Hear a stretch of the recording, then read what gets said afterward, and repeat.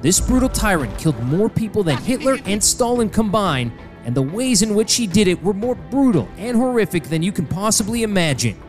Genghis Khan once ruled the biggest empire the world had ever seen. His territory stretched from the coast of China all the way to Austria. That's about 18% of the entire world. And in only 25 years, the Mongol army conquered more territory than the Romans had done in 400. The hordes of the Mongol Empire were unstoppable. Thousands of highly skilled horsemen rode throughout Asia and Europe under the command of Genghis and his generals. Their greatest weapon, however, was terror. Those who chose to fight the Mongols were brutally punished, often suffering fates worse than death. His brutality began when Genghis Khan was just 20 years old, when the new ruler took revenge on the people who had murdered his father. After he defeated them in battle, he strolled over to a wagon and made a mark on the wheel 3 feet high. He then ordered that everyone above the mark was to be slaughtered. In 1215, after he captured Beijing, he ordered several great 50-foot pyramids to be built outside the city walls. Instead of bricks, the pyramids were built from the heads of his enemies. During this time, civilians inside the city slowly starved, and many were forced to eat each other to survive.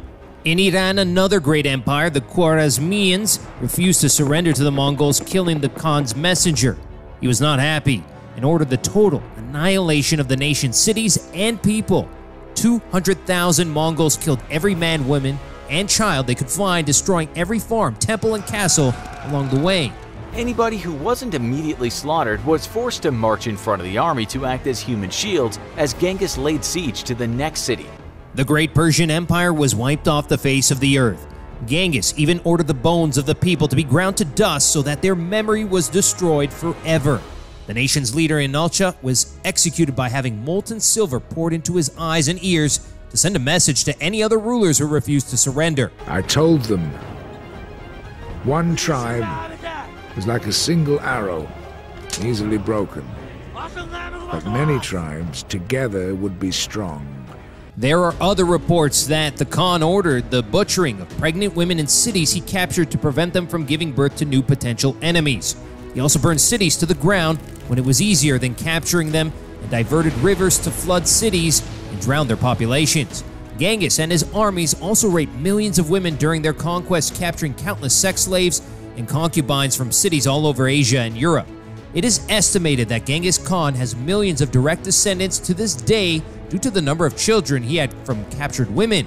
Recent scientific evidence suggests that perhaps 1 in 200 men alive today can trace their genetic lineage back to Genghis Khan. In total, an estimated 40 million people died as a result of Genghis's conquests, approximately 5 to 10% of the world's population at the time. When conquering Russia and Bulgaria, his troops reportedly collected ears from the people they butchered to count the casualties. Bloody ear sacks were piled high as Genghis and his armies tore through Eastern Europe.